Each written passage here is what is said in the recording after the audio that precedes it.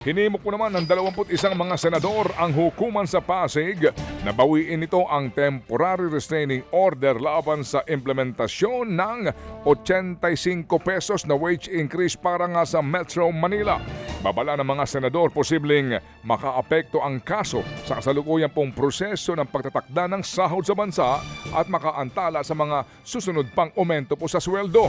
Sa pahayag po ng Senado, hindi magandang maging halimbawa ang kasalukuyang kaso dahil kung maaprubahan daw ang aumento sa ibang rehiyon ay maaari po lamang lumapit sa hukuman ang sinumang employer para pigilan po ang pagpapatupad nito. Ayon pa sa mga senador, dapat daw ay hayahan ng hukuman na gumulong ang proseso sa pagtatakda ng sahod na nakasaad sa batas. Sa ilalim po ng Labor Code, hindi maaaring mag-issue ang mga hukuman ng kaukulang injunction o TRO laban sa proseso at desisyon ng National Wages and Productivity Commission. Naghain naman po ang isang grupo ng mga manggagawa ng mosyon para hilingin sa Korte sa Navotas na ibasura ang panibagong petisyon laban po sa wage hike sa Metro Manila.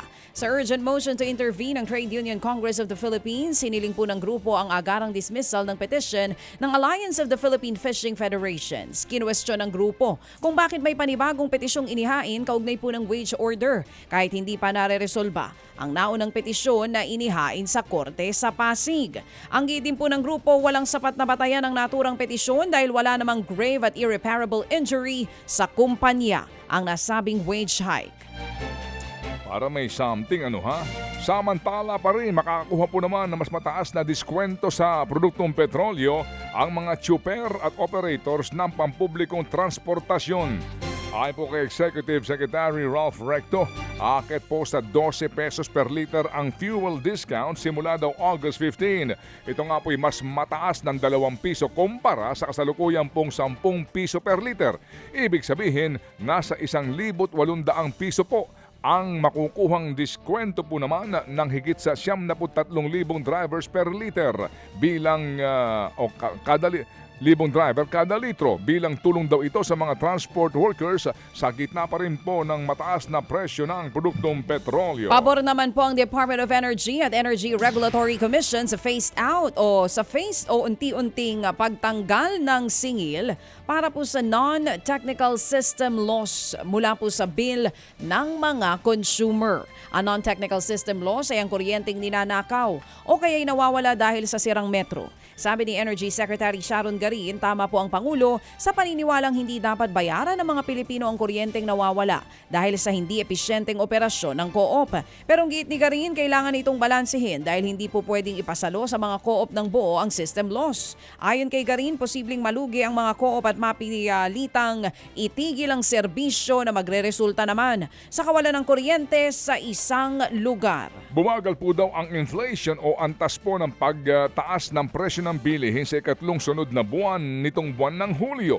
Sa datos nga po ng Philippine Statistics Authority o PSA, nasa 6.2% ang inflation noong nagdaang buwan. Mas mabagal daw yan kumpara sa 6.4% na naitala noong Hunyo pero malayong mas mataas pa rin sa 0.9% noong July 2025. Ayon sa PSA, ang paghina daw po ay bunsod ng mas mabagal na inflation sa sektor daw ng transportasyon, gastusin sa edukasyon at restaurant and accommodation services. Siguro na taga-planetang Mars ang nag-survey nito Sa kabila niyan, malaki pa rin daw po ang ambag ng presyo po ng pagkain, pati housing, tubig at kuryente sa pagpapanatili po ng mataas na inflation rate. Mga kapatid, patuloy po kayong tumutok sa 105.9 True FM para sa totoong balita, impormasyon, music and entertainment. Mag-subscribe sa aming YouTube channel at podcast at sundan nyo kami sa Facebook, Instagram, X at TikTok sa True Network PH. Bisitahin din po ang aming official website, truefm.ph. At panoorin din kami sa True TV Signal, Channel 19. Kami po ang 105.9 True FM. Laging true sa'yo, kapatid.